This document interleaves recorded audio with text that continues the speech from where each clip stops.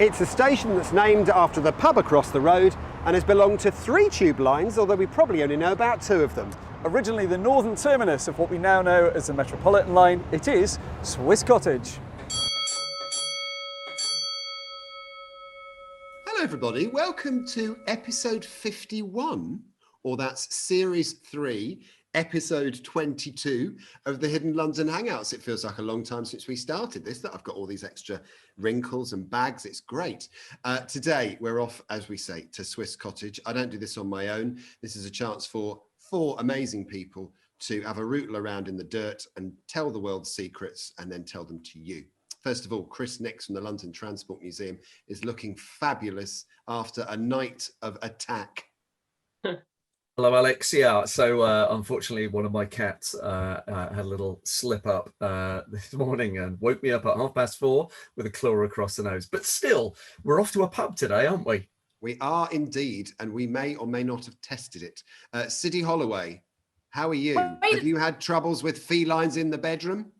No, none whatsoever. But you went to a pub without us? I can't believe it, guys. Oh, well, but, it was an exciting. impromptu mandate, babe. It was an impromptu mandate. What can I say? Oh, impromptu. I don't believe that. I'm excited about today because I've actually never been to the site. Don't know a whole lot about it, except for the fact that it used to be my station when I lived around there for a bit. So very excited. Good stuff. Well, we'll take you there. We will take you there like Betty Boo did. And Laura Hilton Brown, back from the kids' holiday. How was it?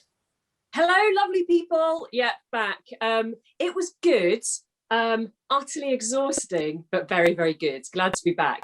And I was working yesterday, so I missed the site visit. So I'm excited to see what you 2 little bromance boys have brought to us. And looking smarty pants in your summer shirt, Alex, looking good. Do you know, this has attracted quite a lot of conversation, this, hasn't it, Christopher? It has, yeah. I was curious to know about your shirts. Do tell. So yesterday, is that a story? You'll see it in the film. Yeah, you'll see it in the film. Chris was wearing a really nice shirt by the same company that makes most of mine. And Chris said, "You've got some really good shirts." They are all duty-free purchases from when I go on holiday. Because the only time I really buy clothes is when I've got time to kill at the airport.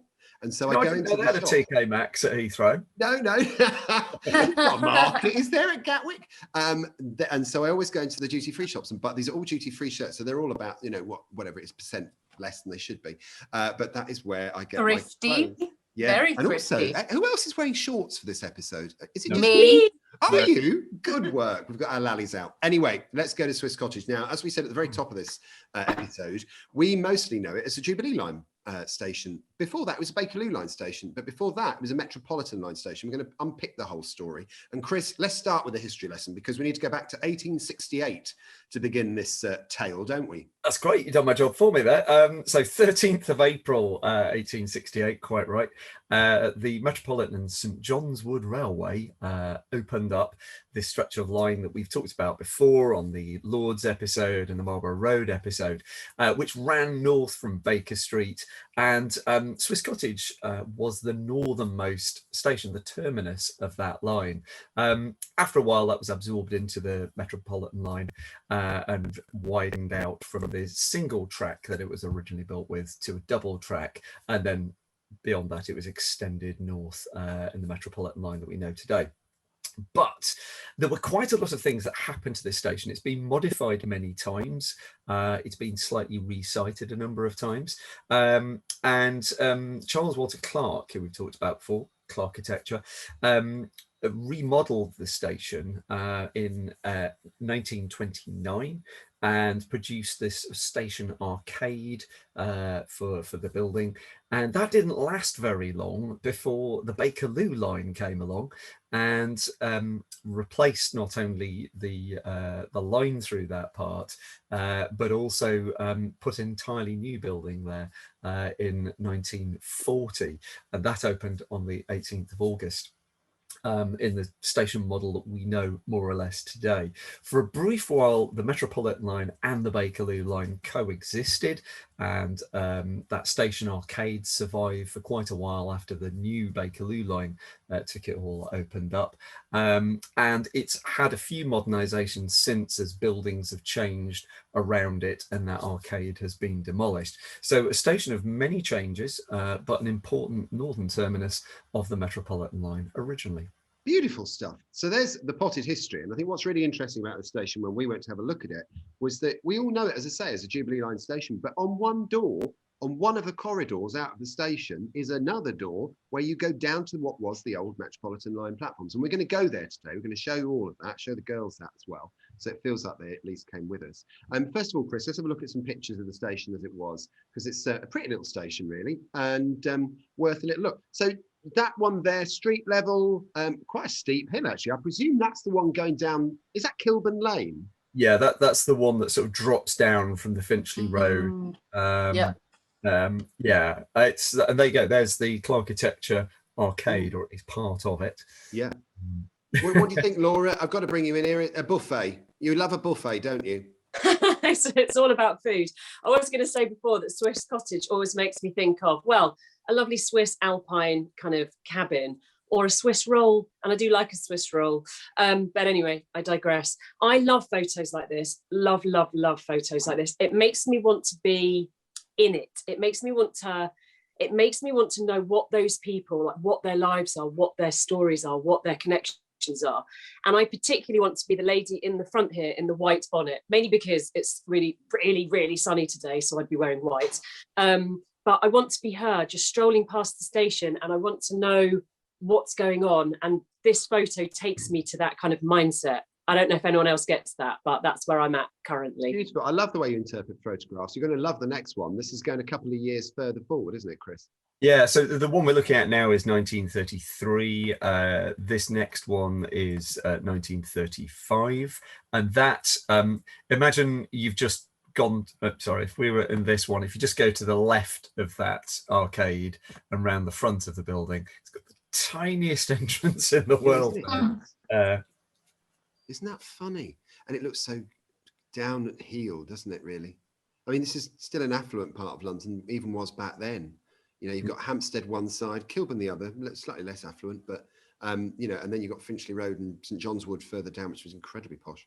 And Belsize Park. Yeah, I mean, all the way around there was loads of bits and pieces, wasn't there? Adelaide Road. God, we do know the area, don't we? But lovely stuff. And then a bit of the booking hall. What do you reckon, Chris? And this is, I mean, it's funny, isn't it? We all get, there's a bit of tile work there for you, Law. There is, and there's our lovely Nestle chocolate machine as well. Chris and I never actually partake of chocolate, do we? When we go down. Let me think. No, you don't actually. I've got a very sweet tooth, so my eyes go straight to the chocolate machine. I would say my bounty is being with Chris. Sandwiched ironically between two chocolate machines is a weighing scale. Weigh bridge for the rest of us after lockdown. Crikey, good work. What do you make of that on the left, Sidney? If we just drill into the wall a bit there on the tiling, that's rather nice, isn't it? To drill in, wouldn't do that. Quite unusual, isn't it? I feel like we might have seen something like that at another station with that sort of checker tile. I can't really place which one it would be. Yeah, I know what you mean. I feel like I've seen that before, but I can't think where. I mean, I'm more kind of interested in these prison bar booking offices there.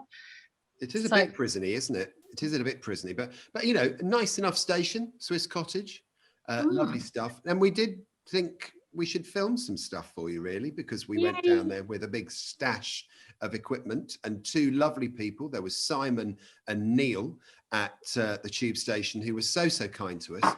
It was lovely of them to give us their time and their expertise.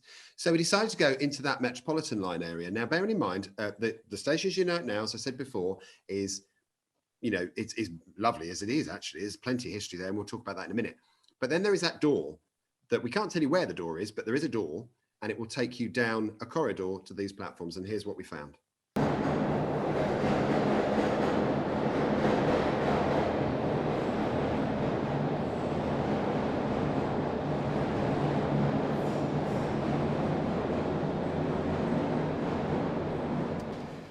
this is all original from the original station. There are some amendments to the original, which I'll point out as we go around to the other end. What's really nice here, Alex, I saw this when I popped down here with James on the day I came to do Marlborough Road, is, look, sign at the end has some age to it, doesn't it? Wow. Oh, look, great. I love, do you know, there is something of a total treat about coming to these places because you never know what you're going to find. I love the tile work here as well, Chris, on the sides here. It's great, isn't it? I mean, it's been painted over, painted but it's over, still there. But at the same time, still looks amazing. Isn't it great? You can still see the colour coming through. Orange and cream. Oh, look at that, yeah, that's nice Look as at well. In fact, just here where you can see the wear, look at that. It's a bit of cream. It's quite a colour scheme because you're going to see it again on the other side. Yeah. But this time not painted over. Wow. Okay, so check this out. So whenever you are travelling through this site on the Metropolitan line, you just get that little flash of daylight if it's the daytime. Yeah. And that's what it is. It's got a little bit of... Just a break in the tunnel. Mm-hmm. How cool is that? So we are standing currently on one of the platforms. So the original platform was this area Was here. to there. That's the original platform. You can just kind of make out a slight yellowish to the platform edge. Yep. Oh, and here we go with the train. Keep the lights steady.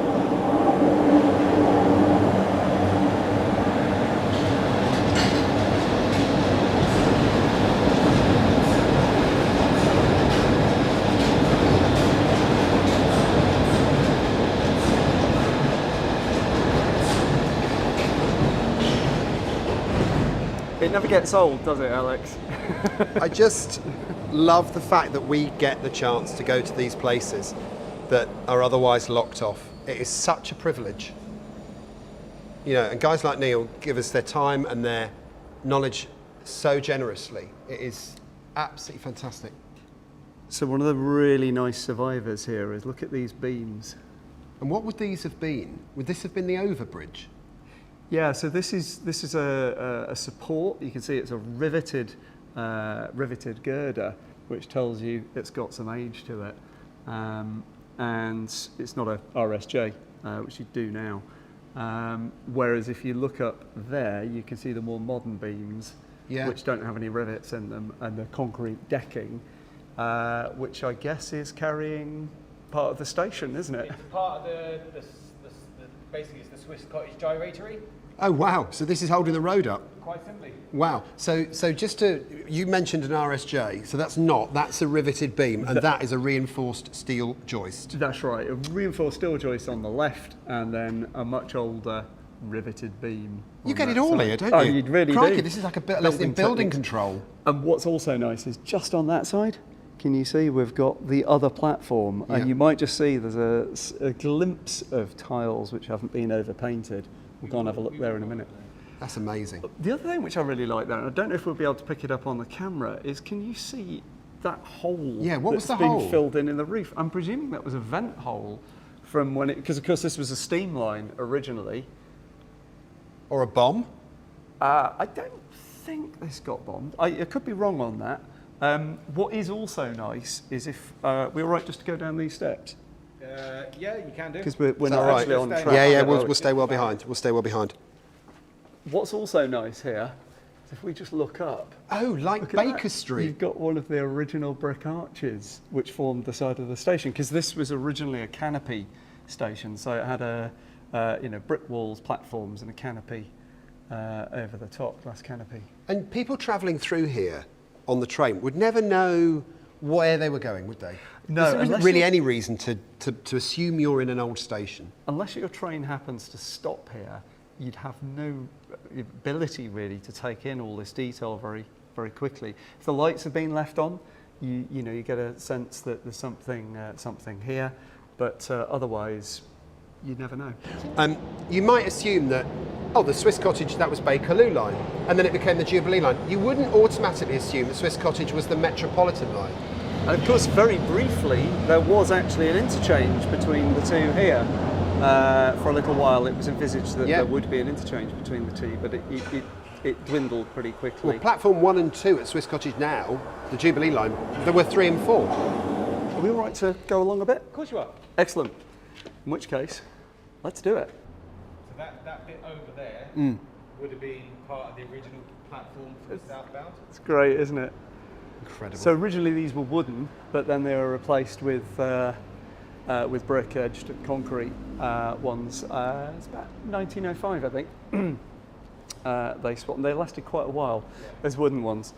I guess because it was only just below the surface, it wasn't a priority like the earlier tube ones were. So we've walked down the platforms now, and we've got this lovely bit of sunlight making it in through a vent. It's beautiful, isn't it? It gives you an idea as to what the platforms would have been like before the modification, because we've got the Metropolitan line, we've got these brick arches, or the remains of them just here, and you would have had daylight coming in through the canopy. So it's a little hint as to what the station would have been like before it was turned into a station for the tube only. Can I just have a bit of a kid moment though? I have to say, there is nothing more fun than on a Monday morning, standing in a train tunnel, filming trains. I'm sorry, I'm 43 years old and I still love doing this. This is so much fun. And of course, this would have been the terminal station. This would have been as far as the Metropolitan line came originally. There was a little bit of a overrun there with the plan to extend up to Hampstead, but that would have been it. This was as far as you could come until it was carried on up through Finchley Road and West Hampstead. So yeah, and I love the fact that the tiles exist in the corridors. I love the fact there's beautiful enamel sign at the bottom of the staircase. There's so many little moments, aren't there, that something was here before. I absolutely love it, and I genuinely did not know that any of this existed before we came here. So Neil has been brilliant, because Neil is, frankly, the man with the keys today, and says, right, we're going to go there, we're going to go there, we're going to go there, and it's all new stuff to me. So I'm loving today. What I love about this station, I used to live only up at West Hampstead for about 5 years. I never really knew there was that much here. And this is one of those stations, I think, that's off a lot of people's radar for having anything interesting surviving in it. It wasn't until I came here for the Marlborough Road episode and just thought, oh, I'll pop in and see if there is anything. But yeah, lo and behold. We got this. So where are we going next then, Neil? So we're going to go back the way we came, up and over, and I can bring you down towards the other platform.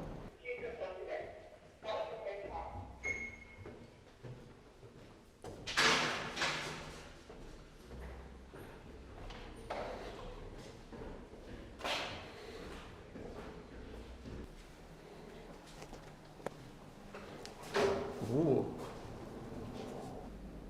This is your new thing, isn't it? Cross shots like this. Like a cross shot. This is hilarious. So, the thing I love about this is how often do you see a sign about a disused station done that properly? I was going to say, it's the fact that it's a proper enamel sign, and nobody but staff is going to see it. You know, it's so well finished. It's even got the little tube logo at the bottom. I'm sure you're capturing this brilliantly. Oh, yeah. And yet, the only people who are going to see this are idiots like me and you, and fabulous staff like Neil. It's just fantastic that it survives here, though. That has to be the most properly done sign I've ever seen in a disused station. Put a sticker on it and just say, when you're done with it, stick it in the museum. That'll do. It'll be great. So we're off to the next platform now, aren't we? We are. Grand. So Let's do it. carry on over the bridge. See, I must admit, I'm like a kid. I just love watching trains and tunnels. It's beautiful stuff. Chris, it was good fun though, wasn't it? It really was. Now, I popped in there briefly on my way to film for Marlborough Road back in March, and so I'd had a little look in there, but we hadn't gone all the way down as far as we just saw there. And that area that we just looked at is just off that former Metropolitan line ticket hall image. It's amazing. Well, I really didn't know that there was that much there, to be honest. It's amazing, Sid, and it all hides in plain sight. As those trains go through, you would never imagine that all that stuff is still there. I don't think even, because the trains do go through at a fair speed, I'm not even sure. You'd have to be pretty eagle-eyed, Law, to actually look out and see the old Swiss Cottage station. Yeah, I was just thinking then after that clip that, I mean, we see trains on tracks all the time, don't we, when we're on platforms waiting for a tube? But there's something about these site visits where you go behind the door or you're on the platform in an abandoned or disused space, that it's even more exciting to see the trains on the tracks. I don't know why, but it is. It's such close proximity as well. And I remember Neil, and I'm sure Neil won't mind me saying this, but we were stood getting ready to go into this area, which is very close to the tracks. And you're obviously wearing high vis.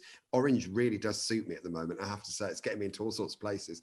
And he said, if you do anything wrong, I have to take you outside and have a word with you. I thought, you know what? It's like being in a rough pub. It's really, I'm just going to take you outside. Did he put you in your place, Grundy?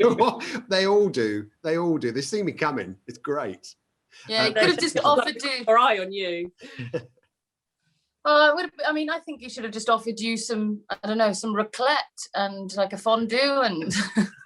Down there on the tube, there we go, like a little street urchin. Well, just a little Swiss treat with like a Toblerone as well. Brilliant stuff. Oh yeah, a bit of duty-free chocolate. That's what we want down there. Brilliant stuff. Well, while we were there, we thought we'd better get something for the girls as well, who love their tiles. And so we went down the other side to the other platform. Laura, you're going to love this. And we found some original tiles from when the station opened, and it is all painted over, but great. Thank goodness for rainwater, because it's washed the paint away. Take a look at this. Aye, aye. Oh, look at this. You can see the line of the original bridge.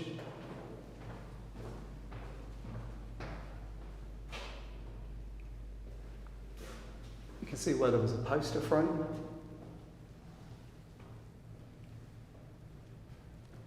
And all of the tiles that once lined the side of that bridge. Look at the border tiles.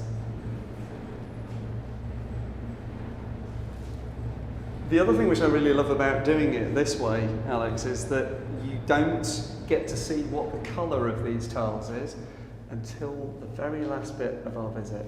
I love the evolution of these stories as you walk round, because Chris knows loads more than I do, but I soak it all up. But I love the fact you know what I'm about to see. Well, it's only because I've cheated and been here before on my way to an earlier show. But it's great, isn't it? You can see very distinctly those border tiles, the vertical stair tiles. So shall we go and have a look at what they really look like? It's matched on both sides, which is nice here. So it is. Do you know, I didn't notice. Do you know, this is the other thing about working with people from the Tube, is that they see it all and they point it out to us. It's like having every Monday is like a new tour guide. It's great. The chance, if you ever get bored of doing this, by the way, the museum always needs new guides.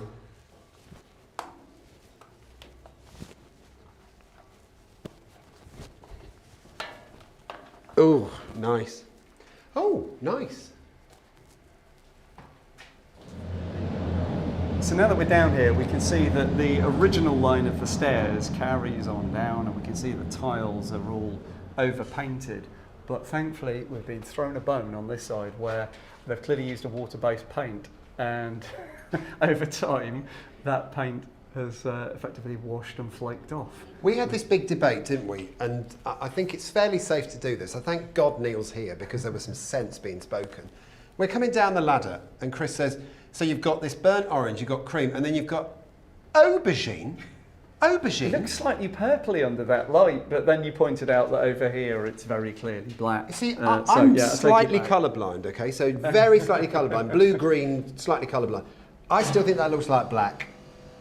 Yeah, I'd agree. But under that light. But just up there, maybe it's the colour of the fluorescence is just throwing me off slightly, but yeah, it looks slightly purpley to me. And it looks, I mean, it's stunning to think that this is still here. As I say, the thing about these trips is the stuff that hides in plain sight.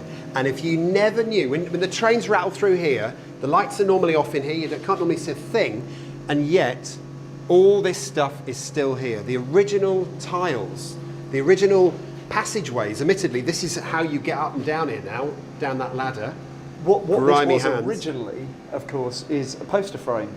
So that's what that outline of tiles is for. And was it a station poster site? Was it a general poster site? Or was it a foreign poster site? If only we could find the little legend in the tiles to tell us. There's no stenciled letter on this one, is there? No, not that we can see anyway. Well, that was a decent little visit, wasn't it? It was, and I love the fact that right behind me, there's a train about to arrive. I love that. But also the fact that so much of this stuff's still here. And the best bit is the station that we're going to see next, real Swiss Cottage, as we might know it, still has loads of other stuff to talk about as well. The tiles, the history of it. Started off as the Bakerloo line, now it's the Jubilee line. This is a great little station, well worth a visit. Well, time to go and do the ladder again and see if we can get some more grime. There you go, Laura. What did you make of that then, darling? We've got the creams, the blacks, and the burnt orange. We'll go with burnt orange. Do you know what? I like that actually. And it's quite a bold combination, isn't it? It reminds me a little bit of a licorice all sort. I think it's because of the black in it as well. And who doesn't love, who doesn't love a tile reveal down some stairs? I mean, you're lucky, guys. You're lucky.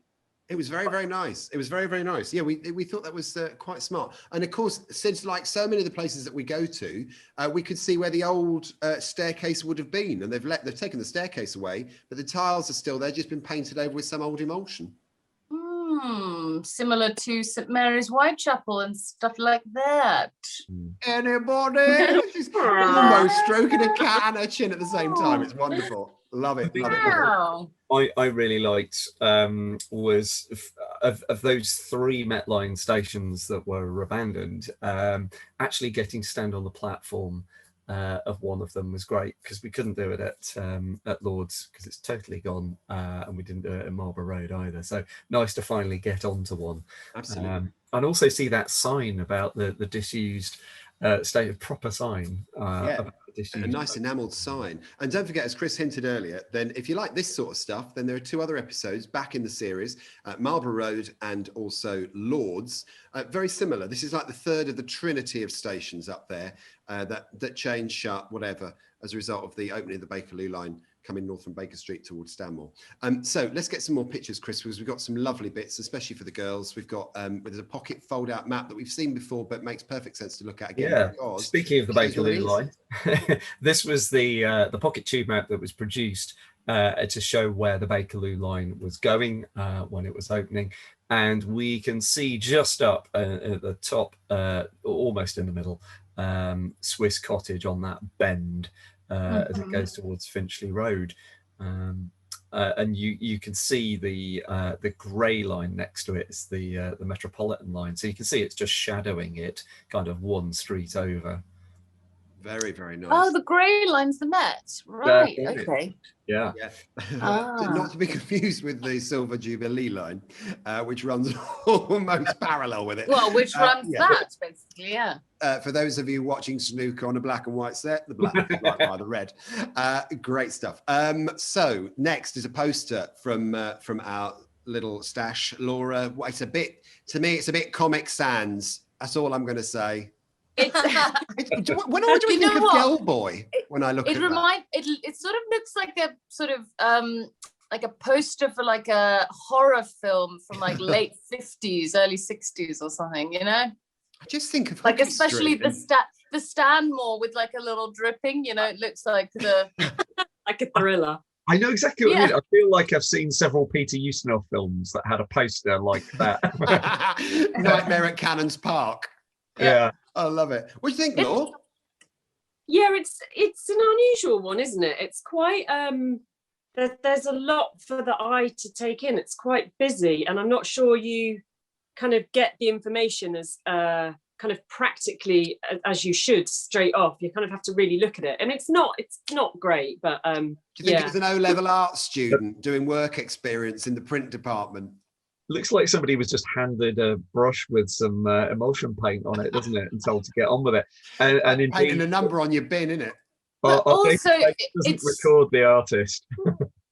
I'm very surprised. Like, this is a weird one, isn't it? Because I mean, God, it's like, did they get someone's 15-year-old like child? Level art. I don't know. It sort of looks like what I would do when I was about 10 and had to write an essay for school, and it was like used, you know, what's it called, like arts banner Font printing or and whatever. stuff. Daddy, Micro- I'd love to go and do my Everyone. work experience at London Underground. Can I work in the postal department, Daddy? You know, that's the rubbish he turned out. The odd Good thing stuff. about this is, though, the station itself is done kind of, really arguably at the high point of London transport before the war came along.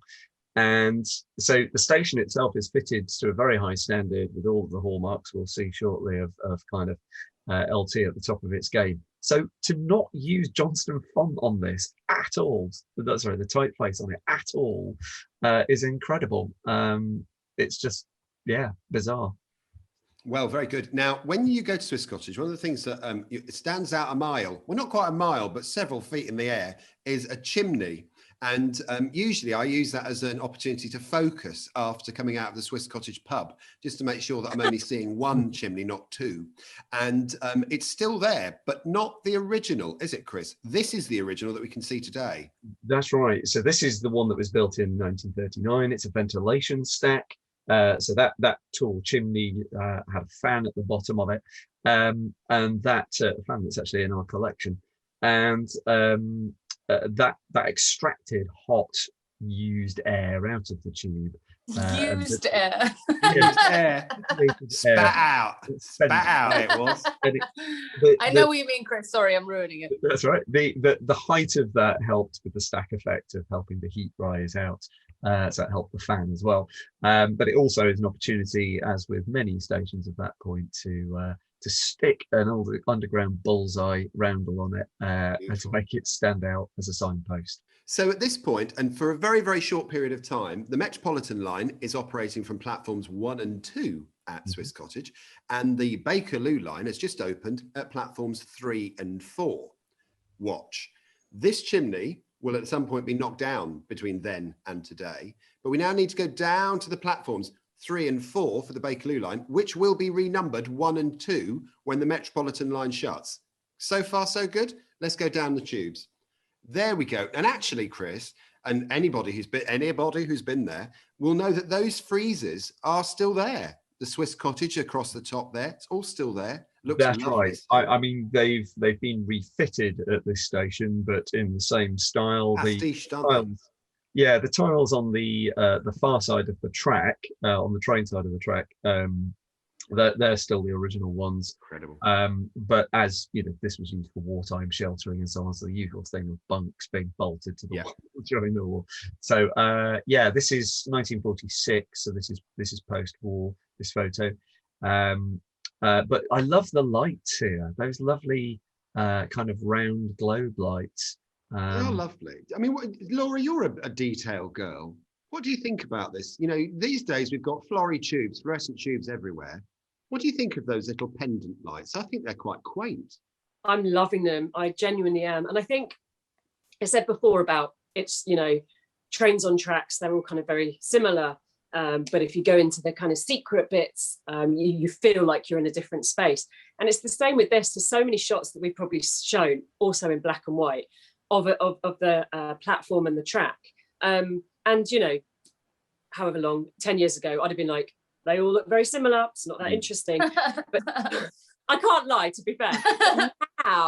Now it's the little teeny itsy bitsy bits of detail, isn't it, that distinguish all these places from each other, that have got themes of kind of design that run through, that link them. But, the lights here, I mean, are fantastic. I mean, obviously it says Swiss Cottage, so you know where it is on the frieze. But if you didn't have that, you could still identify it as a particular line or a station because of those little bits of detail. And I was just thinking, as Chris pointed out, the globe lights, how beautiful they were. And I guess they're synonymous with the Bakerloo line or, hang on, what platform are we on? 3? Bakerloo 2, line. Yeah, Bakerloo. 4. Platform. Can I ask? No, it's slightly out of what we were talking about. Go But on. what is that sign up there? Does it say Piccadilly? So that would be the southbound platform then, wouldn't it? Yeah. So it says Bakerloo line, southbound platform 4, Piccadilly And Waterloo. So it's saying that way to go to Piccadilly and to Waterloo. Lovely. Oh God, that's a little bit confusing, isn't it? Yeah. Oh, isn't it lovely? Not an interchange. And interestingly, Chris, when we talk about trains in tunnels, there's a lovely picture of an old 1938 tube train. This is exactly the same style as the one that the London Transport Museum has done up and renovated and shoves around the system on good days. And of course, Popping into this Swiss was the height of Cottage. modernity at the time this photo was taken. Yeah. because the trains were only a few years old. And we talked about. Oh, go on, Chris. Go on. I was just going to say one thing before we jump off on the tiling. That Swiss Cottage frieze that you can see on the left. If you go on our tour of Charing Cross disused station, you will see that method of putting the station's name as a frieze along the top of the tiling band was carried on. So when the Jubilee line came along and took over the Bakerloo line, they carried that on with the new stations in 1979. They did it in kind of Formica board, but the idea was still there graphically. Very, very nice. And a nice little 1938 tube train. You'll notice the lights on the front of it. There's actually 5 lights on the front of that. And depending on where the train was going, a different set of lights were switched on, weren't they, Chris? That's right. It's called the head code. And that, to those who knew the code, would tell them at a glance where that train was going. So you'd be able to see those lights before you could read the board, which says Elephant and Castle on the front of it. Absolutely love it. I did not know that. Well, you do now. We love to educate. Most of these episodes, somebody says that taught me a lesson. Which is good. Now, we went down onto the platform, me and Chris, in our high-vis doodars, and we decided to have a closer look at the tube. Expertly filmed by station customer services manager Neil. Thank you.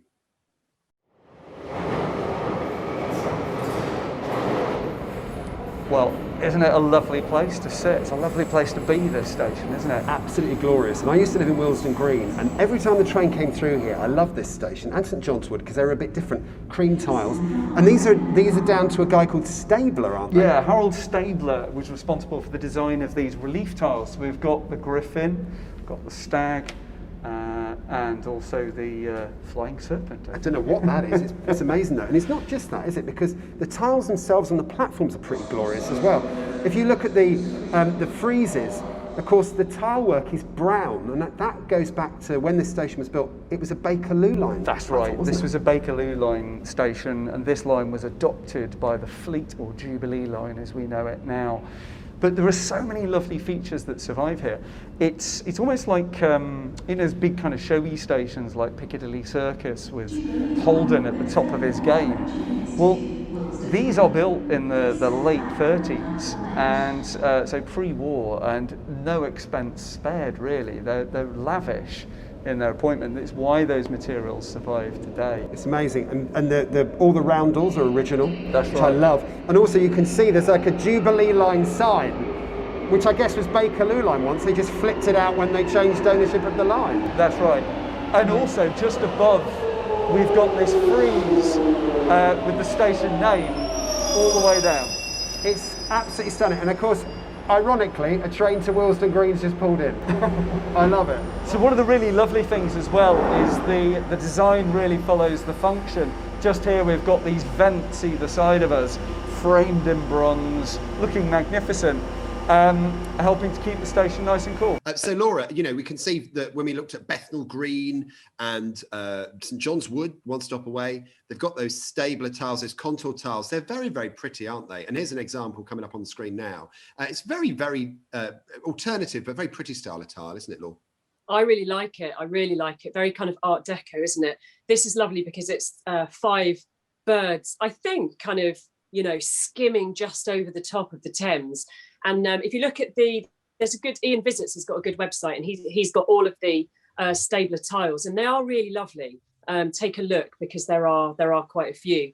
But I do really like this one. I like the swirliness of the kind of water at the bottom, and the birds are just kind of gliding over the top. Beautiful. I love it. I love it. And of course, if you go back to modern day, to today, Chris took some photographs of the station, but we've got a few delightful ones if you've never been to Swiss Cottage, I wonder what it's like these days. There we go. You'll see my back there, just walking away from Chris. Is that you? Yeah, don't normally turn my back on Chris. It's big, isn't it? I like to keep him where I can see him.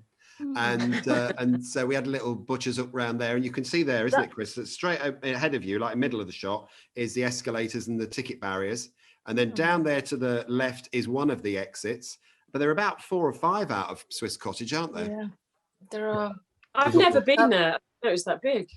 Yeah, I used to live in Belsize Park for a bit 6 years ago, and so I used to, only for like a month or so whilst I was moving around. But it's a really lovely area, beautiful, beautiful houses, and close to like Primrose Hill and all of that kind of gorgeousness. Is it just me, or are the tiles there? Those green tiles are very interesting colour. It kind of reminds me of like a hospital or something. Yeah, we noted the green tiles as well, but of course there's within the wall tiles there's that band of a similar coloured light. Minty. Why they've done that. But are they travertine or? They're kind of a terrazzo kind of design. Yeah, they're an are they travertine? No, they're being cute. In terms of the grandeur of the station, we talked about this. It feels like it's done with the same sense of style as somewhere like Piccadilly Circus, and it is big for what is now just a single line going through it. And you've got to the left there. That was where the Metropolitan line arcade entrance was, and behind us in this photo is where that entrance by the ventilation chimney was. So it's a big station because it's built underneath the road, and it doesn't really have a surface presence now other than its ways in. It's glorious. And speaking of sort of opulence, if you like, because it is quite a classy looking station, Chris and I then decided to pin our eyes on the rather lovely escalators, which are very much worth a view. This is a safety announcement. When use of the stairs or escalators, do not look and hold the handrail at all times. Well, these are beautifully made, aren't they? They really contribute to the overall style of the place. And are these bronze? Are they actually bronze, or are they just coloured steel? So there's a mixture of bronze, and then these are more modern barriers which have been bronzed in their colour.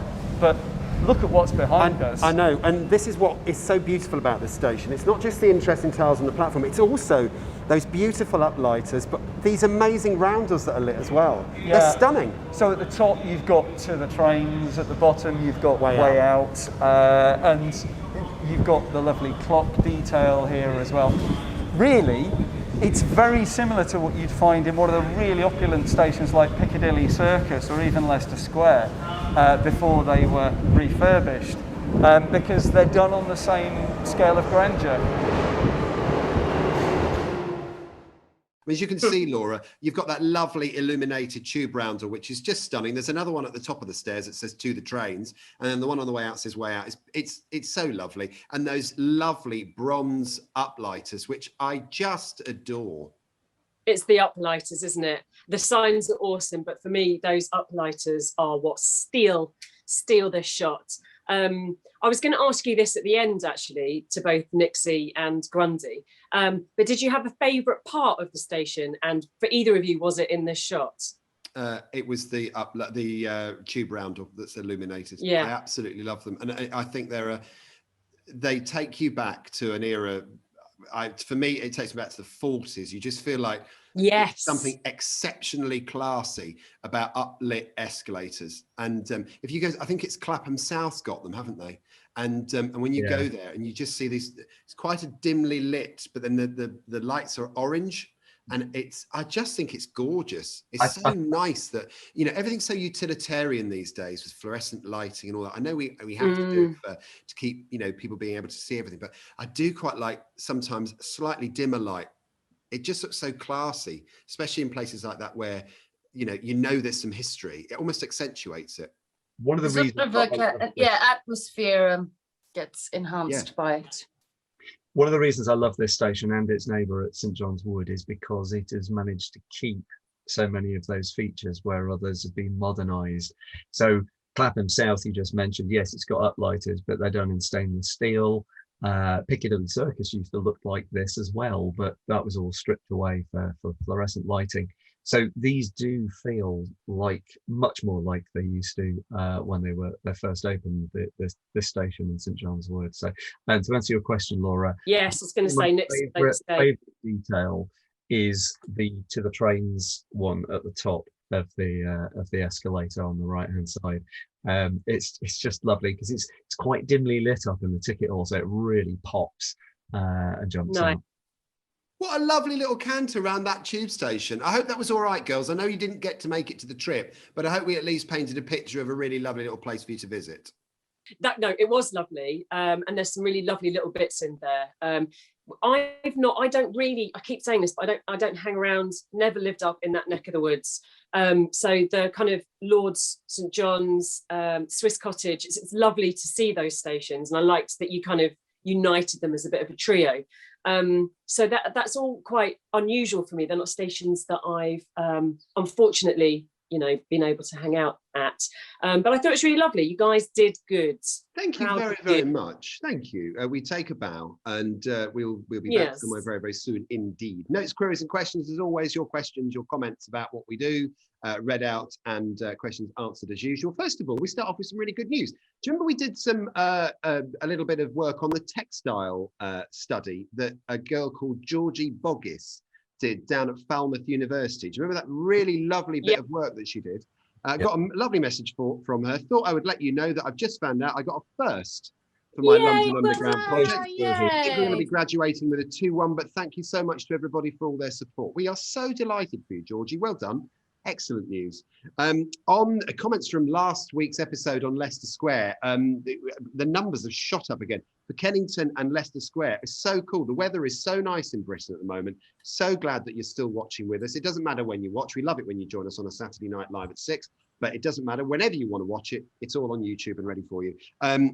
John March says, when talking about the longest escalator, how do you measure them? Well, tape measure, isn't it, Chris? Oh, hang on. Where's Chris? Sorry, what was that? Got out, mate. I mean, well, they have to be custom fitted to every station. So when they actually, because every escalator on the underground is unique to that particular location, they have to be built in situ in order to fit the precise measurement of that station. So they know exactly how long they are when they install them, because they have to build them piece by piece at every single underground station. Good knowledge, Sid. Would you concur with this, Christopher? Well, I don't know. What was the question? I lost it. Where did you go? I don't know. Just repeat the question. What was it? How do they measure escalators? Oh, I see. Yeah, what City said. Oh, marvellous stuff. Yeah. Next, CT Yerkes said, picking up a query from a viewer a few weeks back about the follow the light sign. I was at the museum yesterday and found there's an example of it in the design section. Well done. So comes to London Transport Museum. Train Spotting says, big fan from the USA. Hello. I've been to London on the Underground since I was 10 in 1960. Learned a per decimal currency by buying tube tickets from the clerk. Or I suppose it's clerk, isn't it really? What else have we got here? Adam H says, Adam, glad my camera work wasn't too bad. This is Adam from Anyone spot the giant gingerbread man as you approach the top of the escalator? He's always looking out for you. That is so cool. See, he's still there. This is Adam, the guy who showed us around at Leicester Square. The staff at London Underground are amazing. We had Neil and we had Simon doing it at Swiss Cottage. We're so grateful to them. And I also noticed, I can't find the name of it. Oh, here we go. Country Strong is the name of the person on YouTube. He says, I've just binge watched the whole series to now, all over the weekend. I'm loving what you do from Oakborough, North Carolina. Wow. Whoa, 50 Hey, North episodes. Carolina. Oh my goodness, if we could send you some kind of, award for this, we would do. That's incredible, isn't it, kids? Love that. Good work. Okay, so first of all, thank you very much, Laura, for being lovely and gorgeous and full of tilage as always. Tilage, I like it. Full of tilage. Thank you. Sorry I missed last week. Good to be back. Missed you guys. We missed you too. Siddy, thank you so much as always, darling. I love that red, by the way. Thank you so much. I'm just channeling my inner route master today in the sunny weather. Thank you. What a great episode. Drank a couple of those last week in the Transport Museum cafe with my mother. Honestly, I don't think I remembered much of the afternoon. And Chris Nix, as always, thank you, travelling partner. It was a lovely mandate down Swiss Cottage. It was. Thanks, Alex. And yeah, a station I knew. It was great to get to know it even better. So yeah, fun to do it with you. Thank you. And Good Chris, stuff. we've got matchy mugs. Oh, we've old witched. Excellent. Well Yay! Matchy mugs. I'm afraid my museum shop one is the more my numbers today, my Johnston numbers, but there we go. If you want to get in touch with us. Chris needs a little bit of a shout out for his roundel. Have you seen it at the back? I didn't notice it at the beginning, but he's done Swiss another, Cottage. another insert. I'd anticipated Swiss Cottage back in the summer. At that. Well It's taken a done. bit Good now to work. do it. Great stuff. Well, anyway, if you want to get in touch with us, do it via Instagram. You've got Chris Nick, City Holloway, Hidden London Law, Alex Grundon, and you've got at LT Museum. You found us on YouTube. Thank you. Keep those numbers up. The museum is so impressed by what we are managing to attract. So keep the numbers going that way. Meanwhile, down there, like, subscribe, and comment. Give us your questions about the Tube, your comments on the episodes, and we'll be back very, very soon with a really, really cool new location. In the meantime, have yourself a great day and stay safe.